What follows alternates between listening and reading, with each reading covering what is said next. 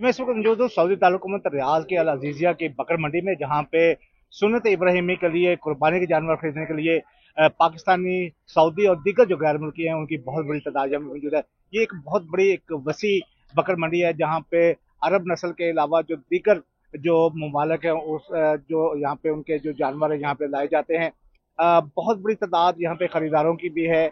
और यहाँ पे जो दुकानदार हैं, जो यहाँ पे जानवरों के मालकान हैं, उनके दरमियान और खरीदारों के दरमियान बड़ी दिलचस्प जो है वो गुफ्तगू भी यहाँ पे देखने को मिलती है। जो छोटा जानवर है तकरीबन 550 रियाल का यहाँ पे वो मिल रहा है, और जो बड़ा जानवर है थोड़ा सा वो तकरीबन 1100, 1200 और 1500 रियाल तक वो जाता है। यहाँ पे जो खरीदार हैं वो मुख्तलिफ जो यहाँ पे मराकज हैं जानवरों के, वहाँ पे वो जा रहे हैं, अपनी अपनी पसंद का जानवर देख रहे हैं और अपनी जेब के मुताबिक जो है वो यहाँ पे जानवर खरीद रहे हैं। और बहुत बड़ी तादाद यहाँ पे लोगों की मौजूद है और सुन्नत इब्राहिमी के लिए वो कुर्बानी का जानवर खरीद रहे हैं।